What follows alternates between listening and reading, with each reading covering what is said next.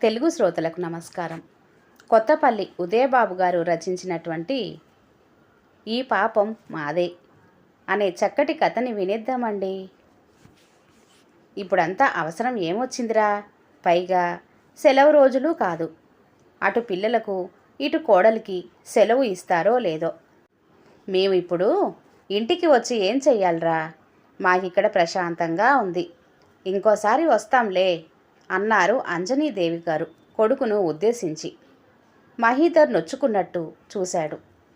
ఆ చూపును అర్థం చేసుకున్న అతని భార్య రవలి అత్తామామల్ని ఉద్దేశించి అంది, అదేంటత్తయ్య అలా అంటారు?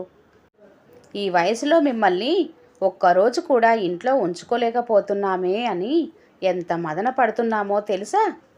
మీ అబ్బాయి నేను రేపు ఎల్లుండి 2 రోజులు సెలవు పెట్టాము. పిల్లలకు కూడా సెలవు ఇమ్మని డైరీలో రాసి పంపాలి. ఆ తర్వాత రోజు ఆదివారం. 3 రోజులు మనమంతా కలిసి ఉందాం రండి. మీరైనా అత్తయ్యకి నచ్చజెప్పండి మావయ్య. వాళ్ళంతా ప్రాధేయపడుతుంటే కాదంటావేంటి?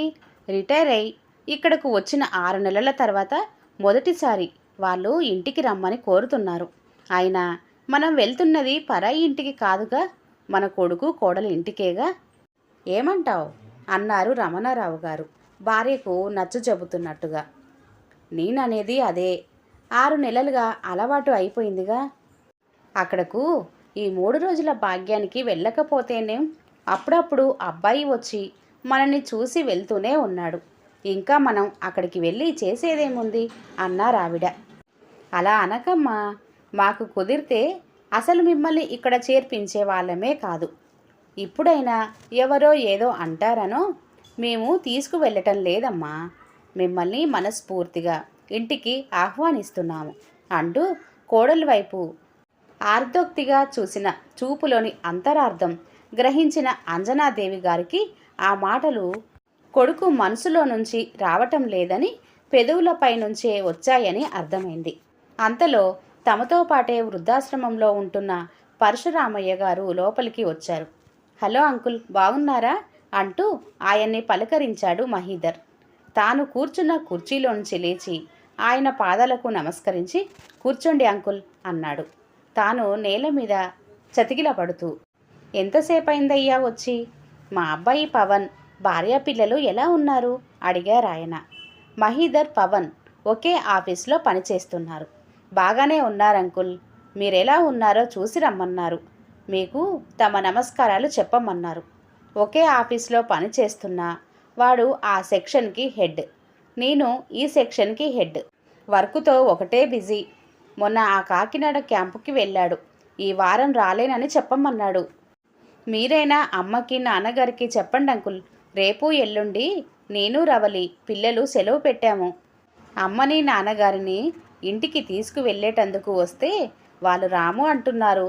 మీరు చెప్పండి అంకుల్ అన్నాడు మహీధర్ పరశురామయ్య గారితో. వెర్రి నాగన్నా, అన్నయ్య గారు మాకు చెప్పాలట్రా. అక్కడకు వచ్చి నీకు అనవసరమైన ఇబ్బంది కలిగించటం ఎందుకని.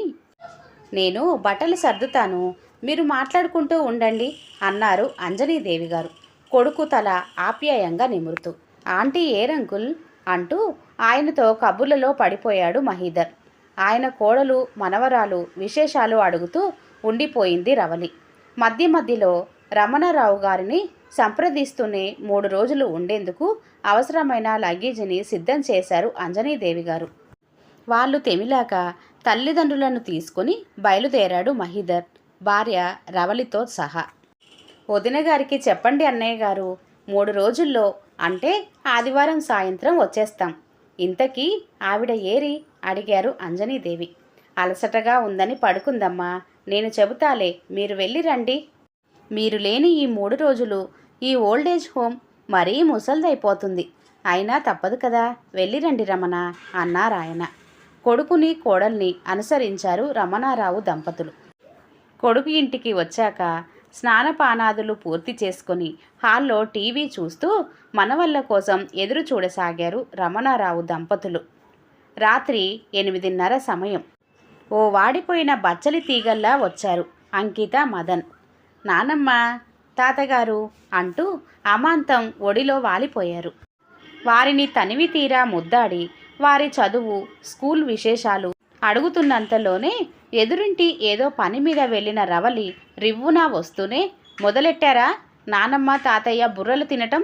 గబగబా స్నానాలు చేసి రండి, మీరు హోంవర్క్ చేసుకుంటుంటే అన్నం పెట్టేస్తాను అని హూంకరించడంతో పిల్లలిద్దరూ బిక్కముఖం వేసుకొని కదిలారు.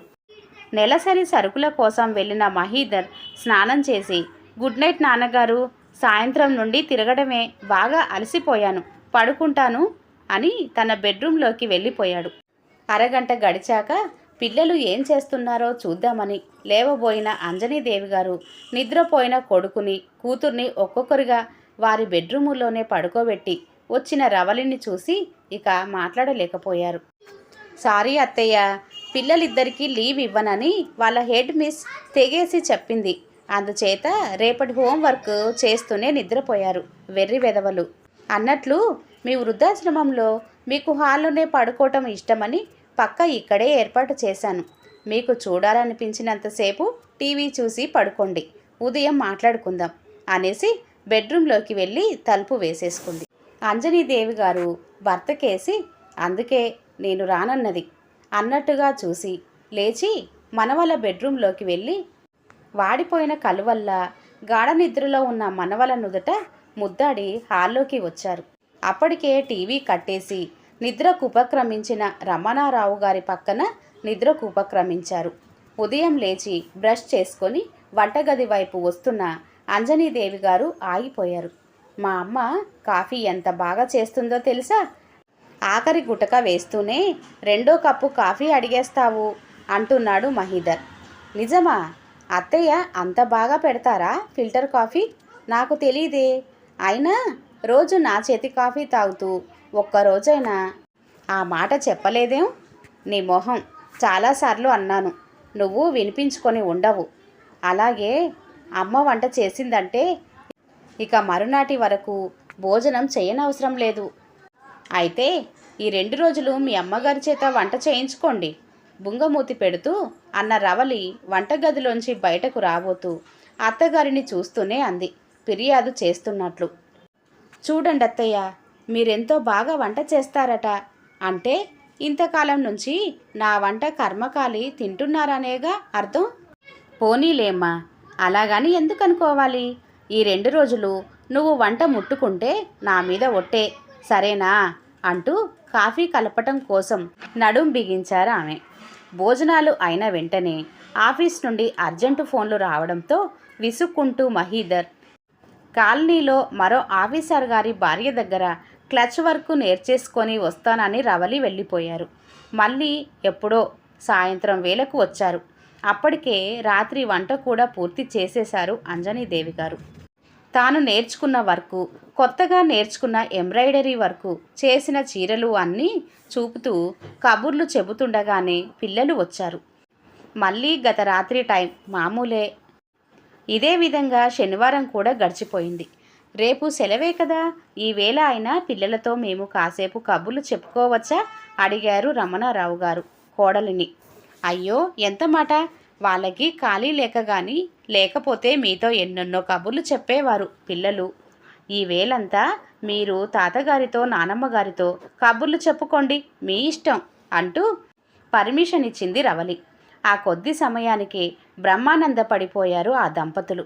అందరూ భోజనాలు అయ్యాక టీవీ ముందు కూర్చున్నారు. అది రమణారావు దంపతులు ఉంటున్న వృద్ధాశ్రమంపై రూపొందించిన ప్రత్యేక కార్యక్రమం.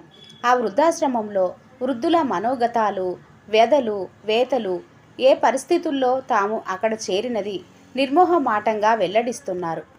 తమ ప్రస్తుత పరిస్థితిని వివరిస్తూ తమను అక్కడ చేర్పించిన తమ పిల్లలకు ఆ స్థితి రాకుండా చెయ్యాలని ఆ భగవంతుని ప్రార్థిస్తున్నామని, వారెక్కడున్నా క్షేమ, స్థైర్య, విజయ, ధైర్య, ఐశ్వర్య, ఆరోగ్యాలతో సుఖంగా శాంతిగా జీవించాలని కోరుకుంటున్నామని విలపిస్తూ ఆశీర్వదించారు.